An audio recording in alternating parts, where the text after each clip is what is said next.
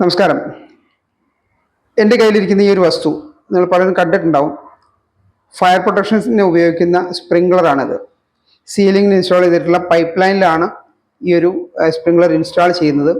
ഇത് വർക്ക് ചെയ്യുന്നത് എങ്ങനെയാണെന്ന് വെച്ചാൽ, ഒരു ഫയർ ഇൻസിഡൻറ്റ് ഉണ്ടാകുന്ന സമയത്ത് ഒരു 68 ഡിഗ്രിയിൽ കൂടുതൽ ടെമ്പറേച്ചർ റൈസ് ആകുമ്പോൾ ഇതിൽ ഈ സെൻട്രൽ കാണുന്ന റെഡ് കളറിൽ കാണുന്ന ഈ ഭാഗമാണ് ഇതിൻ്റെ സ്പ്രിംഗ്ലർ ബൾബ്.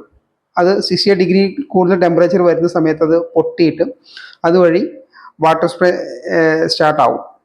അങ്ങനെയാണിത് ഫയർ ഫൈറ്റിങ്ങിന് വേണ്ടി ഉപയോഗിക്കുന്നത്. ഇതിൽ ഞാൻ പല ബിൽഡിങ്ങുകളും ഇങ്ങനെ ഒരു PVC ഒരു പ്ലാസ്റ്റിക്കിൻ്റെ ഒരു കവർ ഇട്ട് വെച്ച രീതിയിൽ ഇത് കണ്ടിട്ടുണ്ട്. അതുകൊണ്ടാണ് ഞാൻ ഇങ്ങനെ ഒരു വീഡിയോ ചെയ്യാനുള്ള കാരണം. ഈ ഒരു കവർ എന്താണെന്ന് വെച്ചാൽ, ഇത് നമ്മൾ പർച്ചേസ് ചെയ്യുന്ന സമയത്ത് ഇതിൻ്റെ കൂടെ വരുന്നതാണ്. അതിൻ്റെ ഒരു ഫിസിക്കൽ ഡാമേജ് നമ്മൾ കൈകാര്യം ചെയ്യുമ്പോഴൊക്കെ, ട്രാൻസ്പോർട്ടേഷനിലും അതുപോലെ ഇൻസ്റ്റലേഷൻ്റെ സമയത്തൊക്കെ നമ്മൾ കൈകാര്യം ചെയ്യുന്ന സമയത്ത് ഇതിൻ്റെ ബൾബ് പൊട്ടിപ്പോകാതിരിക്കാൻ അതിൻ്റെ ഒരു പ്രൊട്ടക്ഷന് വേണ്ടിയിട്ടാണ് ഇത് തരുന്നത്. പക്ഷേ ഒരു പ്രാവശ്യം ഇത് കമ്മീഷൻ ചെയ്ത് കഴിഞ്ഞാൽ, സിസ്റ്റം കമ്മീഷൻ ചെയ്ത് കഴിഞ്ഞാൽ, ബിൽഡിംഗ് വർക്കായി കഴിഞ്ഞാൽ പിന്നെ ഈ കവർ ഇട്ട് വയ്ക്കാൻ പാടില്ല. കാരണം ഒരു ഫയർ ഉണ്ടായ സമയത്ത് ഇത് കവർ ഇട്ട് വെച്ച് കഴിഞ്ഞാൽ ഈ കവർ മുഴുവൻ ഉരുകി തീർന്നതിന് ശേഷം മാത്രമേ ചൂട് ഈ ഒരു ബൾബിലേക്ക് എത്തുള്ളൂ. അതിനുശേഷം മാത്രമേ സിസ്റ്റം വർക്ക് ചെയ്യുള്ളൂ. അപ്പോൾ അതിനൊക്കെ ഒരുപാട് സമയമെടുക്കും എന്നുള്ളത് കൊണ്ട് സിസ്റ്റം പ്രോപ്പറായിട്ട് വർക്ക് ചെയ്യാത്ത ഒരവസ്ഥ ഉണ്ടാവും.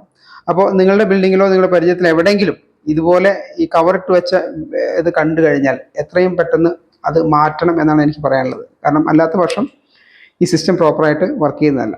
Okay, thank you.